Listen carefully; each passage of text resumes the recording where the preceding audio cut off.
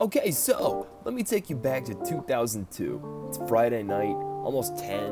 Toonami's finishing up the latest Gundam Wing. You know, maybe you're watching a few Zoo Book commercials. Cartoon theater night might be going on. Oh yeah, you're just about to turn in. What suddenly? Parents strongly caution the following programs are intended for mature audiences over the age of 18. These programs may contain some material that many parents would not find suitable for children.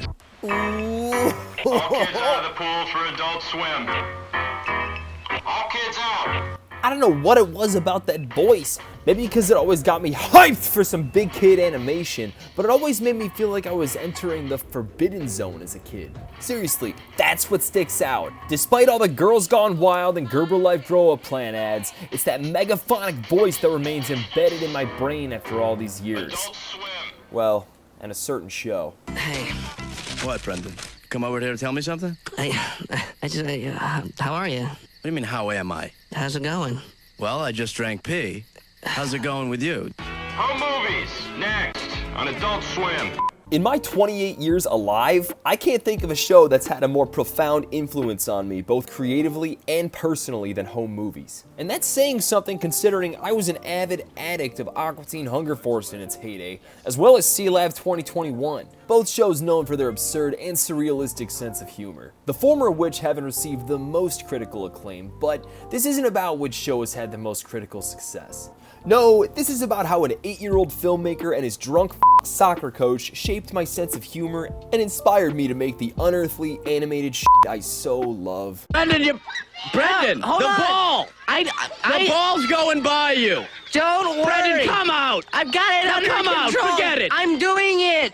Before I get going, I just want to say thank you for clicking this video and watching. This is my first real commentary video and I'm still trying to build a base here on YouTube, so it'd mean the world if you would like, share this video, and subscribe to the channel. That's honestly the best way to help me grow for now. Now let's finish that scene up. Brendan, I can't talk to you from there. Now come in! I have a question. Come to me! I've got a question. Brendan, you're screwing the game up! Now come in here! Brendan, Yeah? go to the store, get me some soda. Okay. This is ridiculous. Oh, come on, rap! Just simple and hilarious. I mean, that's all home movies was. This one quick bit encompasses the show to near perfection in that regard. From the squiggly animation, to the overlapping voices, to the very substance of what's happening in the scene, there are 3 simple ingredients to the magic here. Sugar, spice, and everything nice.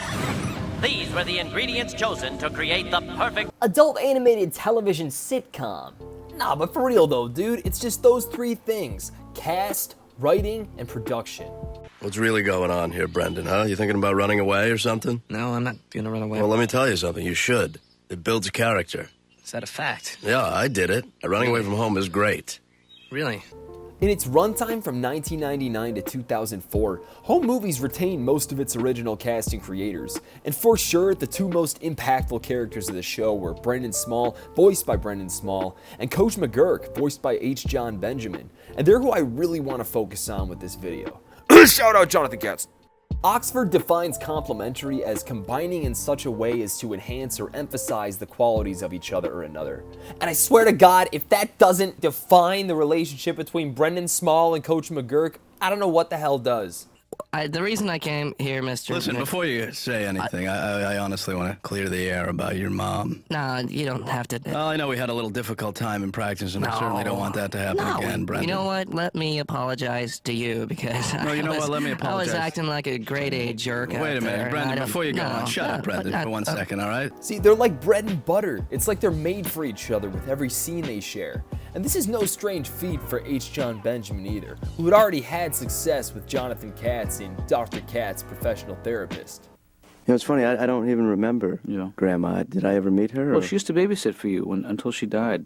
And then we said enough. Yeah. We cut her off cold. Crazily enough, the producer of Dr. Katz, Lauren Bouchard, actually recruited Brendan Small for home movies after seeing him do stand-up in Cambridge, Massachusetts. This was his big break, and he wound up hitting it off with the other casting crew. Just goes to show, you never know when that big break is coming, man. And as much as I love McGurk's character, Brendan always felt the most relatable to me. A young filmmaker who takes his work very seriously, despite the final product being a bit of a benevolent mess. Did you enjoy it? Yes. It was a little confusing. Well, I mean, it's a kind of movie you have to watch a few times to totally get. Brendan's a kid who makes movies because he just likes to make movies. That's how I always was when I was growing up. His films always evoked an improvisational tone, which myself in my Newgrounds days I'm very familiar with, since pretty much every animation I did on NG had no script. And I think anyone watching this video who's ever dabbled in making a movie from start to finish, be it any genre, can relate to this sort of make-it-up-as-you-go filmmaking that Brendan had going on, which in and of itself is a reflection of exactly how Home Movies was originally written. In the show's first season, no script was used. Instead, they utilized retroscripting, which essentially just means the writers gave the actors a plot outline but had them improvise their own shit. Which, given the right cast, is a technique that churns out such greats as Dr. Katz, Aqua Teen Hunger Force, Curb Your Enthusiasm, and even Trailer Park Boys.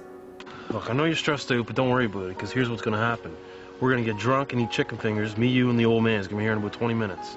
I think what I love most about retroscripting is that it just sounds purely in the moment. It adds absurdity to the way people actually talk.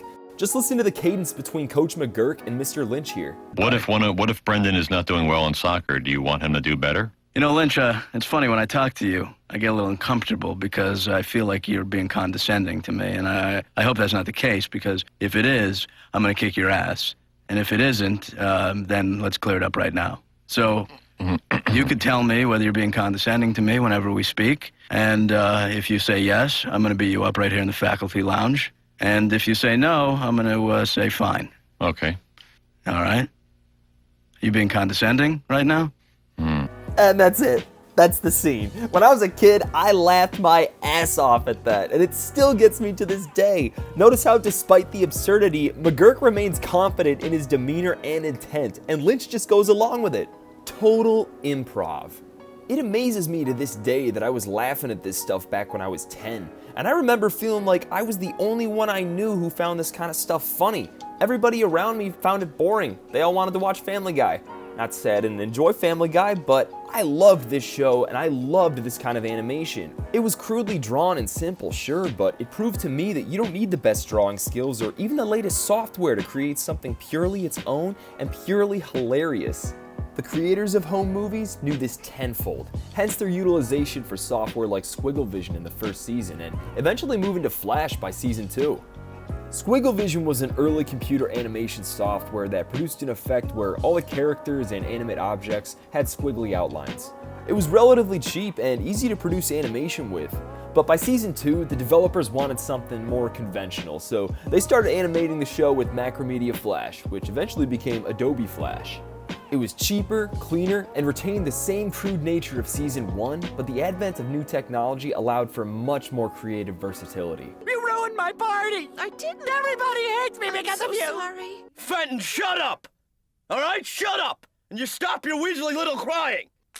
When season 2 premiered, I had just discovered Newgrounds.com, and when I found out that Home Movies was made with a program used by the same guys I saw making shitty internet cartoons, you better believe I hounded eBay for a cheap copy. I was like, holy shit, if I learn this program, I can make cartoons like Home Movies. Now I want to go back to young me and be like, get ready for frame-by-frame agony. Worth it though. Knowing they used Flash felt like a big deal, and I think it might be the main reason why Home Movies had such an impact on me. Especially by the time I hit 6th grade, we had a tech class where you could learn Photoshop and other media programs, so the idea of learning Flash felt 100% attainable. The realization that I have it in my control to make a quality cartoon from start to finish that can be shown on TV, it did something to me. It's like I could see the pathway to success. Now obviously, that path is also riddled with long hours spent practicing, watching tutorials, trying and failing, trying and failing, trying and failing, then trying and be like, oh hey, this is actually pretty good. But hey, they say the journey is half the fun. And I think any filmmaker can take a piece of advice from Brendan. Think big, think small. Brendan Small. I think what I'm trying to say more than anything is if you find yourself frustrated because you think you need the best of the best to achieve your vision, remember to keep things simple and remind yourself why you do what you do. You can achieve your goals with the simplest ingredients. You don't need the most popular cast, the most in-depth writing, or even the fanciest, most expensive software to create something great. You don't need the best ingredients in the world. You just need the right ones. If you made it all the way to the end here, whether you're watching, listening, I want you to know personally how much I appreciate you. I love these kinds of videos and I want to make more of them. Let me know in the comments what you thought of this video and let me know what topics you'd like me to give my piece on in the future. I've got ideas, but I want to hear from you guys. In the meantime, I've got a claymation to finish. I'll catch y'all later. Peace.